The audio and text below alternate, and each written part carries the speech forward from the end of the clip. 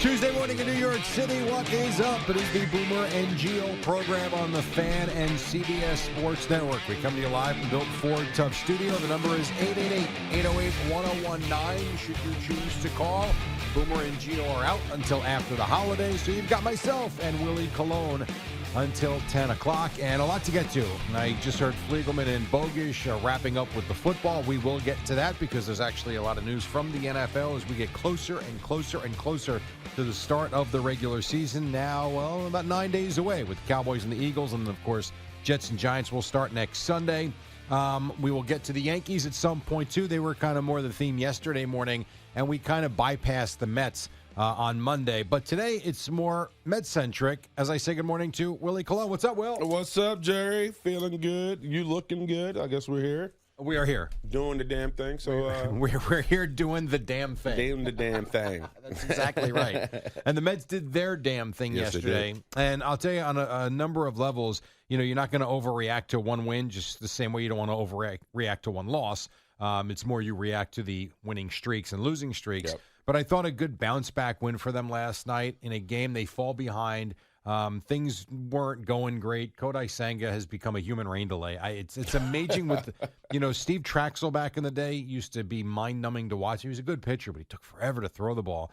You would think in the day and age of a pitch clock that it wouldn't just be so laborious. And, you're watching Senga, and he's playing 100 pitches essentially through 4+ innings for a guy who's supposed to be your ace. That having been said, the bullpen was phenomenal. And how about, I can't even say this, the clutch 2-out hitting from the Mets last night? What the hell was that? Yeah. Well, in reference to Senga, I was surprised that he started off so rocky because he had his normal rest, right? Mm-hmm. And that was troubling, too. I was like, man, this guy should be on par. But I think you make a good point, especially after, being able to stack up 2 wins against the Braves, having 21 runs, and then being able to have that, kind of rally yesterday and win 13-3. I thought I'm a big fan of talking about momentum and morale, man. I think they showed grit and heart yesterday. They did, which was big. And then it was just fun. To your point, it was fun to watch, see how they rally. You talk about Turner, you talk about McNeil, you talk about all those guys at the back of the lineup really delivering. It was good. It was a solid win for the Mets. It was very solid, and I know you didn't get home till like 7:30 or so. So yep. The game started. I know you missed to the top of the first inning, and the game starts with what looks like a strike 3 call on Trey Turner. I mean, it's the same pitch, at least in my opinion, from watching it. The same exact pitch that Pete Alonso later in the game was called out on strike 3 was thrown to Trey Turner. And you almost wonder if Senga gets that strike 3 call, is the night for him a little different? Who knows? Turner then hits the triple, winds up scoring the run. But the Mets, again, I don't want to say bail him out. It was 3-0. It wasn't 9-0. But the Met offense really sprung to life. And what was amazing, you mentioned Turner. That bottom part of the order for the Mets last night was awesome. Big. Jeff McNeil was fantastic. How about Luis Torrens knocking the ball? How about Tyrone Taylor? Yeah, I mean, so you had that. And this is the guy I talked to. I was talking about on the Sunday show I did, if Mark Vientos is going to continue to be this version of Mark Vientos and not the Vientos we saw April, May, June, and July. He's hot right now. The Mets are going to win a lot of games. Batting .387, man. He's hot. But I watched an interview with him yesterday, and he said something that kind of stuck out to me in reference to, I think, with a lot of ball players in general, more of a universal thing, like how to keep it simple. Staying out of your head. Just ball, hit ball. Yes, that's it. And I thought when he said that, it made sense. For me, I guess a ball player to ball player, because I can tell you how many times where you're not playing well, you wanting to be an impact player in some form, and you're just overthinking it. So for him to say that, it could tell us like he's kind of had that come to Jesus moment with himself, like, hey, man, you go play baseball. Yeah. Enough. Go play baseball. I also think that's easy to say, too, when you're going good. I mean, when you're going bad, I do feel like you analyze everything because stuff ain't working. I was that guy when I played. I'd always kind of look for little details that I wasn't doing right or little nuances that maybe I thought was hindering me until you realize, like, man, go play. Like, enough. Go play. Right. Let's not get in your own way. Back to instincts. Yes. 100%. It's interesting because there's 2 schools of thought. I believe Tony Gwynn back in the day was the type that had the notebook and had notes on every single pitcher he faced so that he was very analytical when he went up there, and you saw what an unbelievable career he had. Correct. And I believe Keith Hernandez has talked about this very much like what you're talking about. It was more just see it, hit it, recognize it, hit it, and didn't overthink things. And he had an unbelievable career, too, arguably a Hall of Fame career. Right, and I also think if you're in the Mets right now and the way they played against the Braves, and now, like I said, once again, having a big win last night, now it's about start stacking them, right? Now it's about all right, don't take a step back, especially when we talked about the back of the lineup, really producing. Yeah. Now, listen, I can't imagine how frustrated Mendoza is with Senga, but you got Minaya tonight, and he has to deliver. So it's about being consistent. Well, a guy like Sean Minaya at this point is, it's only August 26th now. We're not mid-September yet. We certainly can't start thinking about, playoff rotations. I know we had some fun with that yesterday. Yep.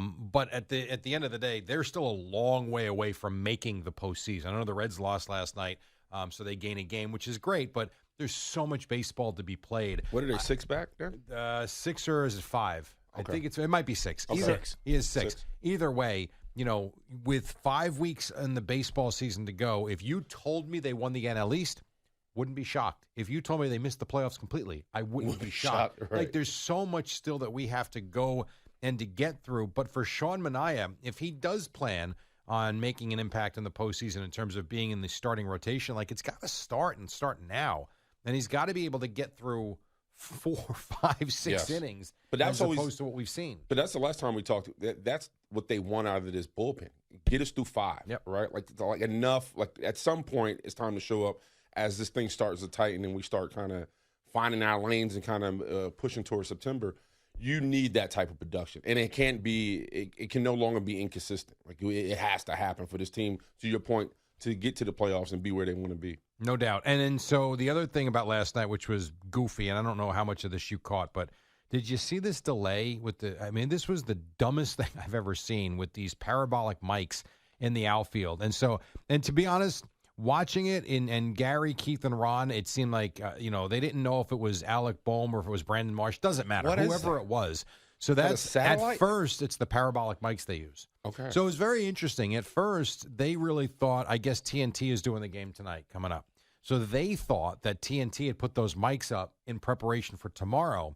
And it was 2, 3, maybe even 4 minutes into the conversation where someone must have gotten in their ear, their director or producer told them, hey, guys, those are ours. And so then they found, photos and video from last season when those parabolic mics were out. But what was amazing to me was how long this took. This was a 9 to, I don't know exactly the time, but it was somewhere between 9 to 10 and a half minutes where this game was stopped. And what impressed me about the way the Mets handled it was, I think it was the first pitch to Marsh, right after they removed the microphones. You get a ground ball to second base, inning over, Mets come out in the bottom half and put up a run. Yep. And that crowd, you talk about winning games like this, and, it's only one, but it was a big game to get started in the series to not have one loss turn into 2, where they can, kind of freeze it where it was. I thought it got the crowd right, because the crowd felt it on TV. It felt like a postseason type of atmosphere.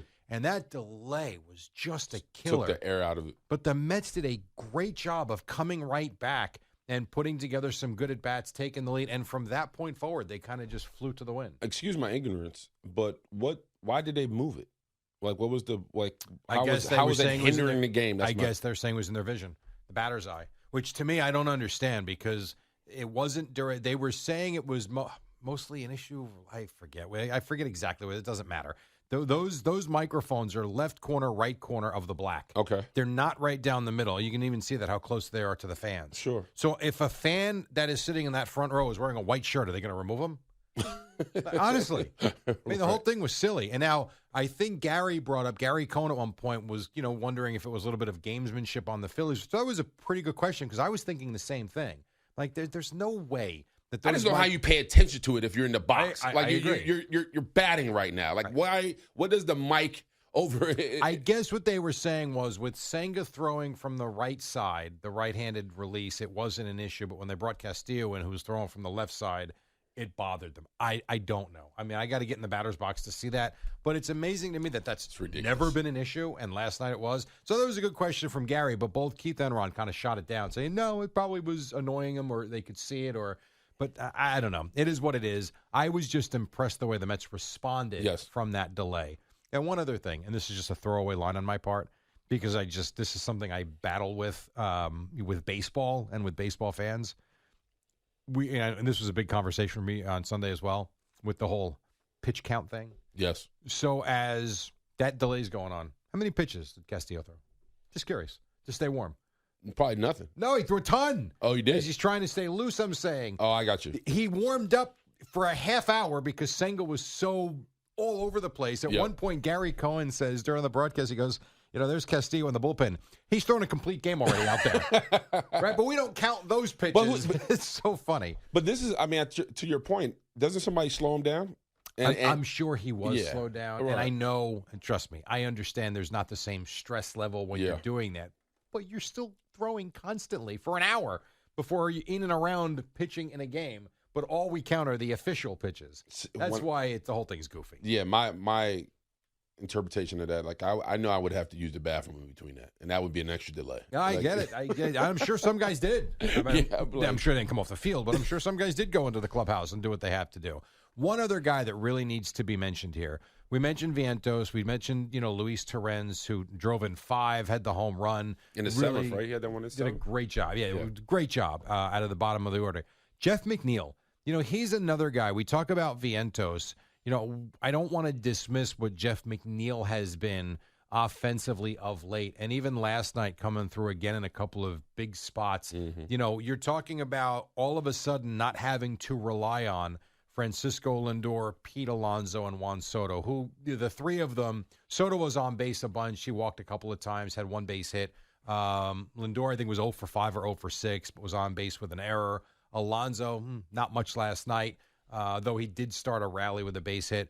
You didn't need everything from those 3 guys last night. And to me, it's refreshing to see contributions from other parts in the order the way they did last night, and situational hitting, which was, again, a sight for sore eyes. Yeah, he was 2 for 4 last night. I think he had 3 RBIs. Yeah. And I think what's important to what you're saying is, overall, man, you need a spark, and he's been that spark for them. And I think moving forward, we talked about if Lindor, Alonso, and Soto aren't hitting well, where do they go? When you have this type of contribution, you said, okay, we have people that can steady the waters, then we're not falling dry out there.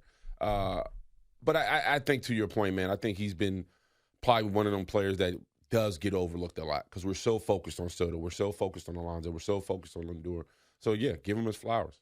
Give him his flowers. That's exactly right. So a good win for the Mets last night. They gain a game on Philadelphia, gain a game on Cincinnati, who got shut out by the Dodgers last night. And I don't think a ton of time needs to be, spent on the Yankees this morning. They did what they had to do. I only saw a little bit of this game. I watched the highlights. I think to me this is a lose-lose type of series for them. They have to win. They've got to beat a team like the Nationals. Well, you want to see them beat the teams they should beat. And they did. At least last night they did. And they did it with, a lot of power. They hit home runs again. Aaron Judge with a base hit driving in a run. For the most part, when you look at this team, the one thing that I'm going to take away from last night, and you've sensed it, I think, if you've been watching the games, Cam Schlittler can pitch at this level. Yeah. This kid is really filthy. good. Yeah. Now, I know it's probably his first time through a lot of these teams he's seeing. Same thing with Nolan McLean for the Mets so far in his first couple of starts. But he looks the part, and on a team that is looking for that third guy, behind, at least in my opinion, behind Fried and behind Rodon. Yep. I think for much of the year it was Will Warren. I still think Will Warren's a good pitcher. But this kid is, just watching him, it's fun. And he's got a variety of pitches. He looks like Garrett Cole from behind. I just said the same thing. He looks like a split image of Cole. And to your point, I think for a kid this young to have that confidence, right? We talked about what Volpe's going through and watching how he's struggling with just being in his stripes. I thought he looked great last night. I thought he just commanded the mound, and he was just delivering. Yeah, and he gives you the start you want. It's not a 4 or a 5 inning type of outing. I think he could have pitched a little more last night, but they were winning big. Makes sense. Get him out. Did a nice job. Struck out 7 or 8. He really pitched well. And we talk about the Mets. The Yankees are going to be in the postseason. So it will be interesting. Well, their schedule's easy from here on out. Well, in some spots, at least over the next week or so, it does toughen up for sure. But they're good enough. They're going to be in the postseason. I have no doubts about that. It was interesting, though, listening to Evan a little bit yesterday. Talking about lining up the starters and how do you do it and when do you pitch Max Fried. To do that, you need to make sure you got guys behind Fried and I guess Rodon too that are going to give you a good performance.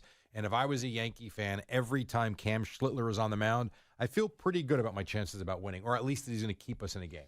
Yeah, and especially when you talk about, when the Yankees hit in bunches like they did last night, they're fun to watch, right? It's situational, right? You talk about one thing the Mets have been doing, man. They killed with runners on last night. I think they were 11 for 30, 11 for 21, 11 for 31. That's what we need the Yankees to do. Start playing better in situation. We know when we got Jazz and those guys hitting, we're in a good spot. But overall, to be more balanced and start really being the Yankees we want them to be, we just need more from all sides. And that's what was so, I don't know if refreshing is the right word, but it was fun to watch the way the Red Sox played the game on Saturday. And it wasn't about the home run ball. It was station to station. It was driving the ball in the gaps. A lot of two-out hitting, and that sounds pretty familiar to what we saw last night in Queens. So, and something we haven't really seen all season long. Right. At times, maybe, but a game like last night, they had so many opportunities. Just look at the Atlanta game. The Atlanta game, to me, was the complete opposite of last night. They're in Atlanta on Sunday, and again, you've got your foot on the throat of the Braves. You go for the sweep.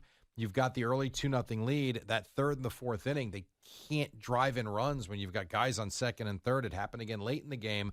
Yesterday, they made sure they came through with runners in scoring position, and it was I think fun. You said it yesterday. I think you were spot on. When they were up 2-0, man, we just thought, man, here comes the knife. They're going to put it. Felt like it. Like they're going to put it right through them, and it didn't happen. So it was good to see the way they responded today. And when they got up, they started off 3. They were down 3, but was able to rally. Yep. But it was just good to see them kind of say, all right, let's go get this thing. 13 unanswered runs last night. The Mets take the opener from the Phillies. You get Sean Manaea coming up this evening. All right, we will step aside. When we come back, very excited to have Andrew Bogusch here, thankfully. And I mean this, and I don't mean for, not that I don't like him. I did not want CeeLo coming in here sick again. Man, I woke up feeling I had a little sniffles, man. And the first person I thought about him was CeeLo. Right. And I love how Eddie's in there yesterday. And those damn shorts. Come in. How about CeeLo does the updates in there and we shut the door and he can breathe on Eddie for 4 hours? Ugh. That's what we should. Thankfully, he stayed home. We have Andrew Bogusch making an appearance. Yes, how about that? So Andrew Bogusch making an appearance. He will be in with us coming up in just a moment. And then, of course, we can take your calls later as well. 888-808-1019. Willie and Jerry in for Boomer and Gio on the Fan and CBS Sports Network.